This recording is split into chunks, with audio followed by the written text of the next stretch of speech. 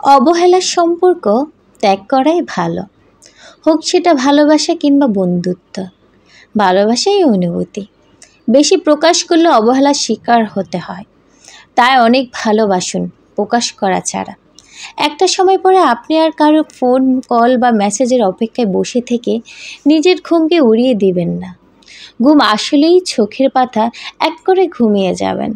কোনো কিছু তোয়াক্কা না করেই জীবনের একটা পর্যায়ে আসে আপনি খেয়াল করবেন আপনার আর কোনো বন্ধু নেই।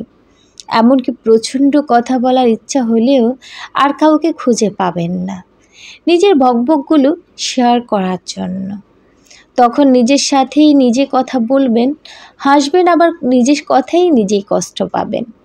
নির্দিষ্ট একটা সময়ের পর আপনার একাকিত্বগুলো আপনি দারুণভাবে উপভোগ করতে শিখে যাবেন। তখন একাকিত্বই হবে আপনার সবচেয়ে কাছের সঙ্গী। তবে হ্যাঁ, প্রকৃতপক্ষে আমরা সবাই একা, যেটা কেউ বুঝে আবার কেউ বুঝেও না। জীবনের এই আসা যাওয়ার পথে একসময় কারো চলে যাওয়াতে আপনার আর মন কেবল করবে না।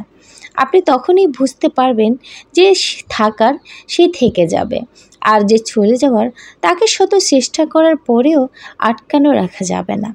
একসময় কারোর কষ্টতে আপনি কষ্ট পাবেন না, কারো ভালো থাকাতেও আপনার তেমন কিছু যাবে আসবে না।